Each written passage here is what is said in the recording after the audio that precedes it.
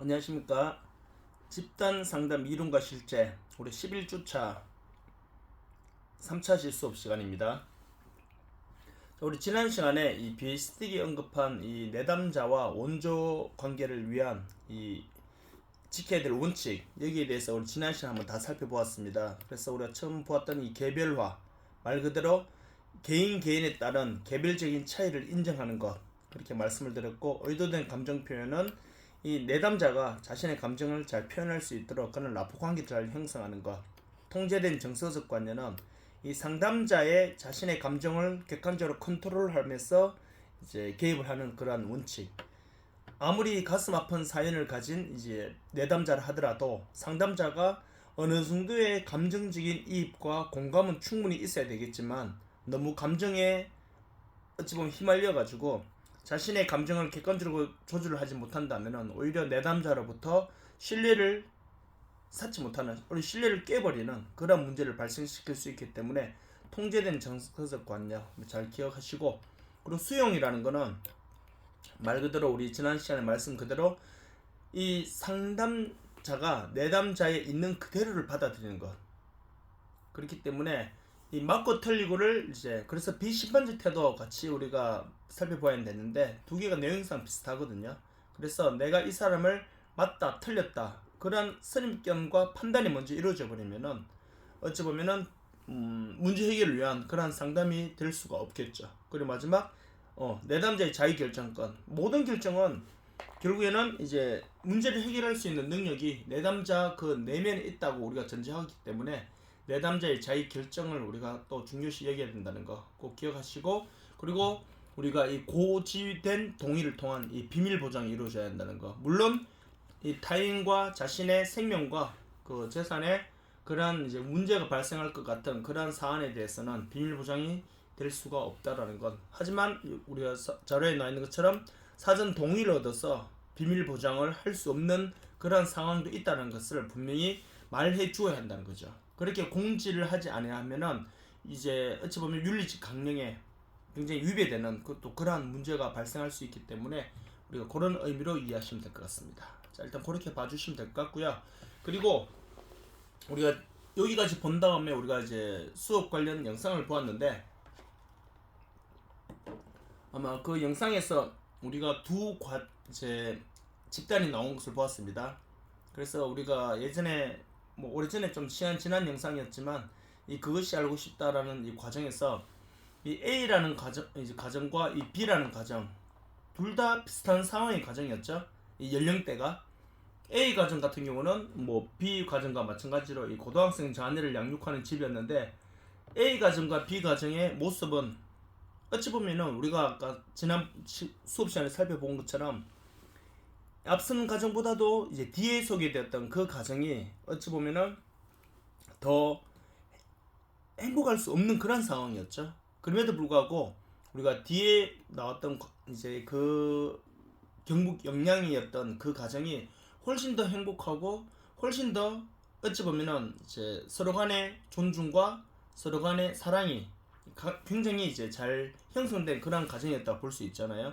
그렇게 된 이유에는 무엇이 있었는지, A 가정에는 뭐가 부족했는지, B 가정에는 비록 아버지는 편찮으시고 또 경제적으로나 기타 등등의 어려움은 A 가정보다 더 심하게 어찌 보면 있었다고 할지라도 A 가정이 없는 무언가가 제3의 요소가 B 가정에 있었기 때문에 어찌 보면 가족 간의 그러한 애착 관계와 그런 이제 어찌 보면은 애정 관계가 굉장히 잘 형성되어 있는 그런 가정을 우리가 볼 수 있었습니다. 그래서 거기에 대한 더 구체적인 사항과 사례에 대해서는 제가 다음 수업 시간에, 오프라인 수업 시간에 한 번 더 구체적으로 말씀 나누도록 하겠습니다. 자, 그러면은 이번에는 이제 집단, 요거는 우리가 크게 어려운 내용이 아니기 때문에 우리 저 뒷부분쯤 가면은 이제 사례 관리와 그런 내용은 우리가 좀 더 구체적으로 살펴볼 필요가 있는데, 아마 우리 선생님들께서 상담학 개론 시간이나 그런 실천 파트 임상 내용 하실 때 지금 나오는 내용은 아마 소개를 한번 받았을 가능성이 높아요. 다시 말씀드리면은 우리 선생님들이 요 부분은 아마 쉽게 한번 수업을 했었을 가능성이 있기 때문에 제가 지금 한번 소개를 간단하게 드리고, 물론 그리고 이 내용이 중요하지 않은 건 아니지만 굉장히 기본적인 내용이기 때문에 한 번만 들으면 쉽게 이해할 수 있는 내용이거든요. 그래서 일단 이렇게 제가 진도 나간 부분은 아니지만 한번 말씀드리고 수업 시간에 제가 여기에 대해서 간단히 설명하고 좀 더 중요한 딥파트부터 제가 하도록 하겠습니다. 자, 먼저 보시면은 두 번째는 집단 상담 임상 실천의 방법인데, 자, 실천 방법의 종류에 대해서 이제 먼저 볼 수가 있는데요. 자, 우리가 집단 상담을 하는 데 있어 가지고 그 대상이 누구인지, 어떤 방법을 할 것인지, 그리고 그 범위는 어떻게 되는지에 따라서 개별 사회사업과 집단 사회사업, 지역 사회 조직 등 세 가지 방법으로 각각 발달되어 왔다. 다시 말하면은 미시, 중간적, 거시 방향으로. 그래서 여기 보시면은 개별 사회사업과 집단 사회사업, 지역 사회 조직은요, 다른 말로 하면은 집단의 크기 차이다, 이렇게 보시면 돼요. 그렇기 때문에 개인한테 하는 상담도 있어야 되겠죠. 그리고 그 가족을 대상으로 하는 가족 상담도 필요하겠죠. 그리고 그보다 더 큰 지역사회 집단을 대상으로 하는 것도 필요하겠죠. 그래서 이런 맥락을 두면서, 자, 먼저 첫 번째는 미시적 실천입니다. 미시적 실천은 말 그대로 가장 기본적인, 가장 어찌 보면은 이 미니멀한 그런 이제 상황의 실천이라 보시면 돼요. 그래서 자, 보시면 상담자가 개인, 집단 그리고 가족을 대상으로 내담자를 직접 대면하여 개입하는 가장 개별화된 전문적 실천 방법인데, 물론 여기서 보면은 이제 한 명 이상을 우리가 집단이라 볼 수가 있잖아요. 그리고 그 가족을 우리가 집단으로 보는데, 여기서 미시적 실천, 우리 선생님들이 이 교재상 우리가 개인, 집단, 작은 가족 이렇게도 표현하는데, 통상적으로는 개인을 우리가 미시적 실천을 봅니다. 그래서 작은 집단과 특히 가족을 대상으로 하는 것은 우리가 다음에 나오는 중간적 실천으로 보시는 게 좀 더 우리가 보편적일 거예요, 아마. 하지만 교과서상에는 어쩌면 가족도 작은 하나의 단위잖아요. 그래서 미시적으로 그렇게 분류를 해놓았는데, 일단 선생님들 여기서 꼭 기억하셔야 될 거는, 미시적 실천은 문자 그대로 내담자에게 개입하는 가장 개별화된 그런 이제 실천 방법이다, 이렇게 일단 이해하시고요. 미시적 실천은 보세요. 내담자의 사회 기능 향상과 사회적 문제를 경감시키고 대처하기 위해 심리 사회적 서비스와 물질 서비스를 제공한다. 다시 말하면은 알코올 중독자 대상자를 상대로 그러한 이제 문제가 무엇인지, 심리적으로 지지가 무엇이 필요한지, 또는 이제 어찌 보면은 이제 폭력 과정에서 학대를 당하는 배우자, 남자가 될 수도 있고 여자가 될 수도 있겠죠. 그리고 그 자녀들에 대한 어찌 보면 상담 대처, 이런 것들이 미시적 실천으로 들어간다, 이렇게 보시면 되겠죠. 일단 그렇게 일단 보시고요. 그래서 심리사회적 서비스라는 거는 우리 선생님들이 일반적으로 상담을 해주는 거, 또는 물리적인 치료도 필요할 수도 있겠죠.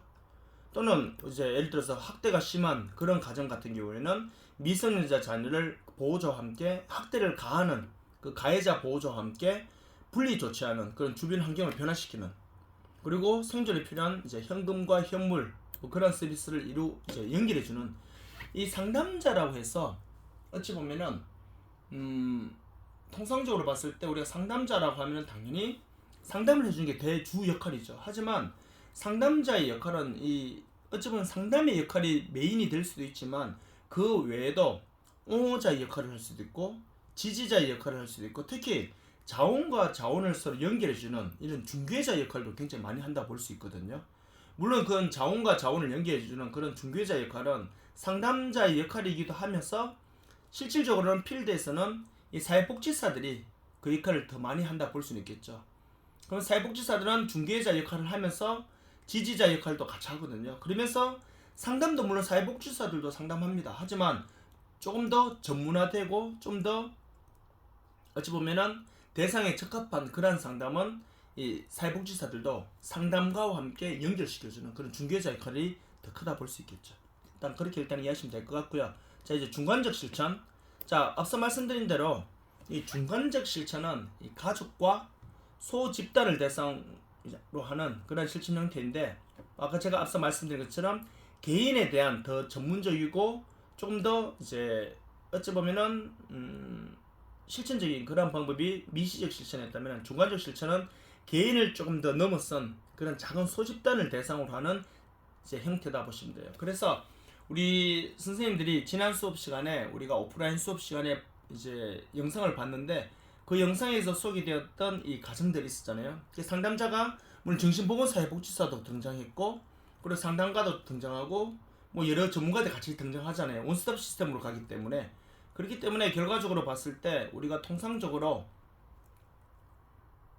여러 가지 개념을 우리가 종합해가지고, 그래서 그런 의미를 본다면은 이 영상에 나왔던 뭐 앞 과정도 마찬가지고 뒤에 나왔던 이제 두 번째 나온 과정도 마찬가지겠지만, 이 상담가가 이 클라이언트, 즉 이제 그 딸로 나온 고등학생 이제 딸에게도 상담을 하지만 그 부모와도 상담을 하고, 그리고 영상 초반부에 보면은 고모와도 소통하는 부분이 있잖아요.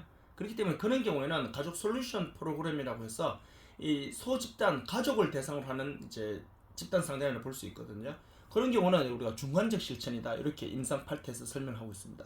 자, 그 다음은 이제 문자 그대로 제일 큰 거시적 실천입니다. 이거는 내담자 개인보다는 그 제도와 구조에 초점을 둔 이제 실천 방법이다, 이렇게 볼 수 있는데, 문자 그대로 지역 주민 그리고 활용 가능한 사회적 자원을 동원해가지고 그 지역 사회의 문제가 무엇인지, 예를 들어서 뭐 어떻게 표현할까요? 굳이 사례를 들자면은 어떤 A라는 지역이 굉장히 청정 지역이었는데, 예를 들어서 뭐 시멘트 공장이 들어온다거나 아니면은 뭐 다른 또 뭐 화학 공장이 그 동네에 그 지역에 들어옴으로 인해 가지고 한 5년을 기준으로 전과 후를 비교해 보니까 그 지역에 사는 주민들이 이제 고통을 호소하는 거예요. 건강성에 문제가 발생하게 되고, 물론 이 건강성의 문제는 사람에 따라 개인 차이는 있겠지만 뭐 자연 발생이 될 수도 있고, 또는 시멘트 공장이 생겼다고 해서 무조건 질병이 걸린 건 아니잖아요. 하지만 통계적으로 우리가 이제 전후를 비교했을 때 그 동네에서 수십 년 살아왔던 지역 주민들이 시멘트 공장이 들어오기 전까지는 예를 들어서 뭐 어떠한 질병이 없었는데, 시멘트 공장이 들어오고 나서 개인적인 차이로 한두 명이 아니라 집단적으로 많은 문제가 발생하거나 많은 주민들이, 상당수 주민들이 고통을 호소하였을 경우, 그런 문제가 있을 때는 이거는 예를 들어서 개인적인 상담이라기보다는, 또 가족을 위한 작은 소집단 상담이라기보다는 그 지역사회 주민들의 욕구가 무엇인지, 그 문제가 또 무엇인지, 그걸 해결하기 위해서는 지역 주민들은 전문가적 입장이 아니란 말이에요. 그렇기 때문에 어찌 보면 법적인 문제에 대해서도 상담자가 법 자문을 구하기 위한 것들과 중개 역할을 해줄 수도 있고요. 그리고 일단 주민들의 고통을 먼저 들어봐야 되잖아요. 들어보고 이게 이 사람들의 개인적인 하소연인지 아니면 진짜 집단적으로 개입을 해야 될 그런 전문적인 사안인지, 그런 걸 우리가 판단하고 개입하는 경우가 많겠죠. 그래서 TV나 다른 기타 언론 여러 가지 이제 뭐랄까요, 뭐 시사 매체 뉴스를 보면은 이러한 부분이 우리가 가끔 등장하는 걸 볼 수가 있겠죠. 그렇기 때문에 그러한 이제 활동들이 거시적 실천이다, 이렇게 보시면 됩니다. 자, 그래서 여기서는요, 우리 선생님들이 여기서 하시면 됩니다. 집단 상담을 함에 있어서 임상 실천을 하는 방법은 크기별로 당연히 개인을 대상으로 하는 미시적 실천과 가족을 비롯한 소집단을 대상으로 하는 중간적 실천, 그리고 이제 지역사회를 대상으로 하는 거시적 실천, 이렇게 세 가지로 구분된다, 이렇게 일단 이해하시면 될 것 같습니다. 뭐 크게 어려운 건 없고요. 집단 대상이 크기에 따라서 이렇게 갈라진다는 거, 요 정도로만 이해하시면 됩니다. 어려운 건 없으니까 바로 넘어가도록 하겠습니다. 자, 그 다음 이제 집단 상담을 하게 되면 이제 과정이 있어야 되겠죠. 예를 들어서 우리 여기 계신 우리 선생님들이, 물론 이제 우리 남자 선생님들 계시지만 우리 대부분 다 여성분들이잖아요. 물론 우리 선생님들 중에는 미혼이 있을 수도 있겠지만, 또 제가 수업을 이제 한 2번 해본 결과, 또 이제 가정을 이루고 엄마로서, 이 주부로서 이렇게 이제 우리가 가정을 일구면서 사시는 분이 지금 많으시잖아요. 그렇다면은 여기서 한번 우리가 판단해 보건데, 예를 들어서 우리 선생님들께서 가족을 위해서 식사를 준비하실 때, 물론 요즘 식사는 꼭 여성만 하라는 법이 없죠. 남자들도 충분히 할 수 있죠.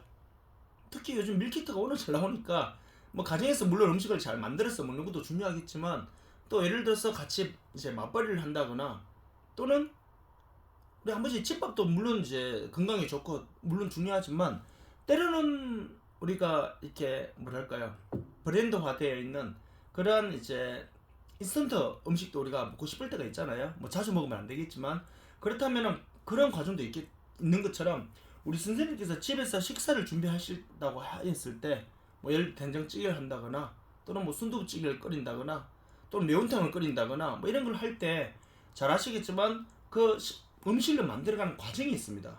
그 과정을 무시해버리고 그냥 예를 들어서 들어가는 음식 순서도 바꿔버리고 이러면은 원하는 맛이 안 나온단 말이에요. 그렇기 때문에 그 모든 것은 그 과정대로 원리 원칙이 있는 것처럼 그 과정대로 해야지만 객관적인 결과가 등장할 수 있겠죠. 그것처럼 집단 상담에 있어서 임상 실천하는 데 있어서도 우리가 보면은 크게 초기 단계, 중간 단계, 종결 단계로 나눌 수 있습니다. 그 말은 우리가 상담을 하는 데 있어서 이 과정이 있다는 거죠. 이건 아마 우리 선생님들이 상담학 개론을 배우셨으면 이 내용은 충분히 많이 배우셨을 거예요 아마. 그렇지만 우리가 집단 상담 과정에서도 중요한 내용이기 때문에 한 번 더 짚어드리고 가도록 하겠습니다. 자, 첫 번째 초기 단계에서 다시 말씀드리면은 이 내담자가 왔을 때 그 내담자와의 이 필드에서 이제 상담이 이루어져서 그 사람의 욕구 해소와 문제 해결을 위해서 상담이 이루어진다면은 크게 초기 단계가 있고 중간 단계가 있고 마지막 종결 단계가 있다. 이렇게 우리가 글로 따진다면은 문장으로 따면 상중하, 서론, 본론, 결론 뭐 이런 식으로 있다 이렇게 보시면 됩니다. 그래서 초기 단계는 먼저 보시면은 자 보세요. 초기 단계에서 해야 될 일들이 이렇게 네 가지가 공식적으로 나와 있습니다. 요 정도는 우리 선생님들 좀 외워놓으시면 좋으시겠죠. 자, 문자적으로 그대로 보시면 됩니다. 내용은 어려운 거 하나도 없습니다. 자, 보시면은 초기 단계에서 네 가지를 해야 되는데 그게 바로 뭐냐면은 첫째 단계 접수죠. 근데 이 접수는 우리가 잘 아시잖아요. 내가 뭐 어디에 운동을 하기 위해서 스포츠 센터에 가더라도 제일 먼저 뭐 합니까? 그렇죠. 접수를 한다면 등록을 하는 거예요. 그것처럼 우리가 뭐 사회복지기관을 가든지 상담센터를 가든지 가게 되었을 때는 당연히 제일 먼저는 접수를 하는 거죠. 근데 여기서 이제 우리 선생님들 꼭 기억하셔야 될 게 뭐냐면은 일반 우리가 뭐 스포츠 센터에 가서 내가 운동을 하기 위해서 가거나 아니면은 뭐 다른 또 뭐 악기를 배우기 위해서 음악 학원을 간다거나 뭐 이럴 때였을 때 아니면 요즘 뭐 여러 가지 요가도 배우거나 이런 거 많이 하잖아요. 그럴 때는 가서 접수한다는 건 내가 등록하고 돈을 낸다고 그리고 시간을 맞추는 것처럼 이 집단 상담에 있어서 이제 초기 단계에서의 접수는 바로 뭐냐면 제일 중요한 게 이겁니다. 바로 제가 지금 들어가고 있는 요 부분. 욕구와 그 기관에서 문제 해결이 가능한가를 요 과정에서 밝힌다. 이 말이 지금 제가 들어가 있는 요 부분이 뭐냐면은 내담자가 상담센터를 찾아왔어요. 찾아왔는 이유는 무언가가 자기에게 결핍된 욕구가 있거나 해결해야 될 문제가 있기 때문에 왔는 거예요. 그런데 모든 상담센터가 이 내담자의 다양한 욕구를 다 해결할 수 있는 능력이 갖춘 건 아니거든요. 그렇다면 예를 들어서 아동 청소년 전문 상담센터에서는 아동과 청소년들을 대상으로 하는 전문 상담가들이 많이 있단 말이에요. 그런데 예를 들어서 어르신들의 노인 문제, 노인의 빈곤이나 아니면 노인들의 우울증 문제에 대해서 굉장히 상담을 받고 해결하고 싶어하는 분이 만약 있다 가정해 볼게요. 그분이 찾아왔어요. 그러면은 물론 일반 상담가들도 어느 정도의 상담을 다 이루어질 수 있어요. 하지만 내담자의 문제를 더 확실하게 빨리 신속하게 정확하게 잘 하기 위해서는 그 관련 전문가가 해야지만 더 빨라지겠죠.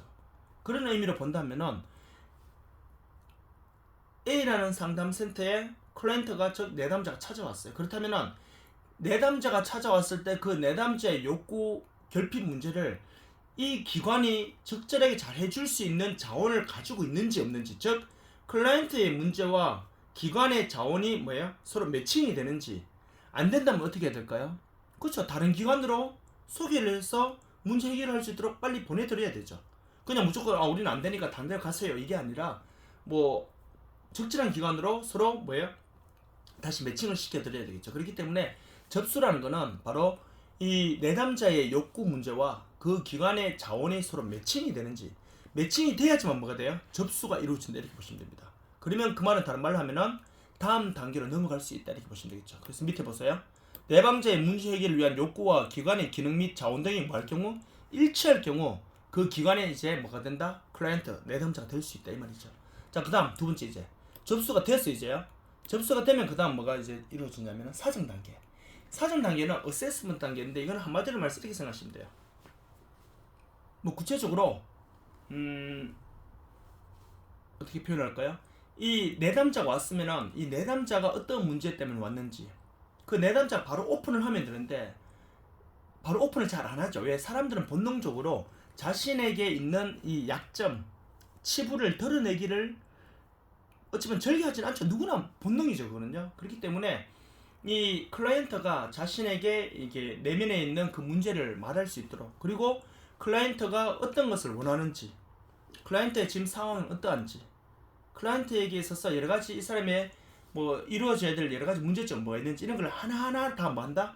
조사하고 하나씩 다 알아가는 과정, 그걸 우리가 사정 단계라고 그럽니다. 아마 이미 많이 들으셔서 잘 아실 거야 아마. 그래서 사정 단계라는 거는 이처럼 우리가 이 내담자에 대해서 하나씩 이제 알아가고 파악해가는 과정이다. 요 과정을 이제 우리가 사정 단계를 하는데, 그 접수를 한 다음에는 당연히 이렇게 하나하나 이제 알아가야 되겠죠. 알아간 다음에는 이제 뭐 해야 될까요? 목표를 정해야 되겠죠. 이 이제 클라이언트가 우리 기관에 등록이 되었어요. 이 내담자에게 이제는 이 사람의 문제가 무엇인지, 이 사람이 뭘 원하는지, 이 사람에 대해서 이제 파악도 많이 되었어요. 그렇다면은 문제 해결을 위한 뭐가 들어가야 될까요? 이제 당신은 이러한 문제 해결을 위해서 우리가 이런 목표를 정하자고. 이제 그런 식으로 이제 개입을 하는 겁니다. 그래서 목표 설정은 당연히 여기서 꼭 기억하셔야 될 건 바로 이런 겁니다. 현실적이고 구체적이며 현실 가능한 것으로. 너무 이상적이고 너무 추상적인 걸로 하면은 어찌 보면은 희망 고문이 될 수도 있겠죠. 그렇기 때문에 목표 설정은 현실적이고 구체적이며 현실 가능한 것으로 그렇게 정한다는 거. 물론 서로 합의하에 같이 이렇게 정해야 되겠죠. 아무리 내담자를 하더라도 전문가라고 해서 너무 일방적인 그러한 이제 결정은 조금 지양해야 되겠죠. 그렇게 보시면 되겠고, 자 이렇게 접수가 이루어지고 사정 단계에서 클라이언트에 대해서 어느 정도 이제 파악이 된 다음 목표를 정한 다음에는 이제 뭘 해야 되냐면 이제 계약 단계입니다. 이게 바로 뭐냐면은 이제 상담자가 내담자와 함께 이제 당신의 문제를 해결하기 위해서 이제 어떤 역할을 서로 해야 될지, 나는 옹호자 역할을 해야 될지 아니면은 지지자 역할을 해야 될지 또는 뭐 중개자 역할을 해야 될지 이런 역할들을 서로 나누고, 그리고 일주일에 몇 번 만나서 상담을 어떻게 할 것인지, 어디서 만날 것인지, 그리고 뭐 이제 기간은 이 문제를 통상적으로 봤을 때 이 내담자가 왔을 때 당신의 이러한 문제는 우리가 기존의 사례 관리를 보면은 뭐 통상 한 3개월이 걸린다. 그렇기 때문에 3개월 전에 끝날 수도 있고 3개월보다 좀 더 걸릴 수도 있죠. 개인차가 있으니까. 그렇기 때문에 어느 정도의 이 기간을 정하고 그렇게 다 이 모든 과정을 다 정한 다음에 이제 본격적인 상담이 시작한다. 이렇게 보시면 되겠죠. 자, 여기까지가 바로 뭐냐면은 초기 단계에서 해야 될 그러한 상황이다 보시면 됩니다. 초기 단계에서는 접수가 이루어져야 되고, 그리고 사정이 이루어져야 되고, 목표 설정과 함께 계약이 이루어져야 된다. 이렇게 보시면 됩니다. 자, 어려운 건 없죠? 자, 이렇게 일단 이해하시고 다음 중간 단계. 중간 단계는 내용이 간단해요. 말 그대로 우리가 초기 단계에서 결정했던 거, 상담자와 클라이언트가 했던 것들을 이제 뭐예요? 하나하나 이제 해가는 과정이다 보시면 됩니다. 그래서 우리 선생님들이 쉽게 말해서 이제 우리가 뭐 음식을 준비한다 했을 때 된장찌개를 끓인다 하면은, 예를 들어서 된장찌개를 끓이면은 뭐 몇 인분을 끓일 것인지, 들어가는 재료는 뭐가 들어갈 것인지, 뭐 이렇게 뭐 다 정해놨다면 이제 어떻게 다 끓여야 되잖아요. 그래서 우리가 초기 단계에서 이런 걸 다 정해놨다면은 이제 중간 단계에서는 이거를 이제 뭐야 하나하나 해가는 과정이다 보시면 됩니다. 즉 클라이언트와 이 내담자 간에 다시요, 상담자와 이제 이 클라이언트 내담자 간에 서로 이제 모든 프로그램을 진행한다 보시면 됩니다. 그래서 클라이언트가 스스로의 힘으로 과업을 해나갈 수 있도록 의존심을 갖지 않는 범위 내에서 이제 도움을, 즉 다시 말하면은 너무 일방적인 많은 도움을 주게 되면은 의존성이 생겨가지고 수동적으로 바뀌게 되어 있거든요. 그래 되면은 문제 해결에 오히려 마이너스가 되기 때문에 이 상담자는 이제 지지자 역할로 의존심을 갖지 않는 범위 내에서 적절한 케어와 서비스가 이루어져야 되겠죠. 그리고 개입 과정을 통해서 클라이언트를 지도하고 자극하지 말고, 이 여기서 자극이라는 거는 어느 정도의 뭐 칭찬과 뭐 이런 것이 너무 심각한 자극은 하면 안 되겠죠. 그러니까 그런 의미로 여러분들이 봐주시면 되고, 그럼 무엇보다도 그에 맞는 적절한 뭐가 이루어져야 될까요? 계속요. 그렇죠. 피드백을 해줘야지만 이 내담자가 자신의 상태를 잘 파악하면서 어찌 보면은 뭐 새끼로 빠지지 않고 계속 잘 진행할 수 있겠죠. 그리고 이제 지역에 존재하는 다양한 자원 체계를 파악해서 클라이언트에게 또 적절한 정보를 제공해야지만 이 클라이언트가 자신의 문제를 조금 더 객관적으로 볼 수 있는 그러한 능력도 생길 수도 있고, 무엇보다도 클라이언트의 문제를 해결하는 데 있어서도 굉장히 또 많은 도움이 될 수 있는 그러한 기회가 될 수가 있겠죠. 자, 그런 의미로 본다면은 이 상담자가 내담자를 만났을 때 그냥 무턱대고 무조건 상담을 시작하는 것이 아니라 이러한 과정과 절차를 지내야지만 또 클라이언트의 문제 하나씩 잘 해결될 수 있는 기회가 될 수가 있겠죠. 자, 그렇게 해서 처음 초기 단계가 있어 우리가 접수와 사정과 목표 설정, 계약이 이루어지게 되고, 그리고 두 번째 중간 단계에서는 그것을 이제 하나씩 시행하는 단계가 된다. 이렇게 보시면 됩니다. 그리고 보면 이제 마지막에 어떻게 될까요? 문제 해결이 가까이 왔을 때는 당연히 이제 종결 단계에 이루어지게 된다. 이렇게 보시면 됩니다. 자, 그러면 종결 단계는 우리가 다음 주 수업 시간에 계속 진행하도록 하겠습니다. 수고하셨습니다.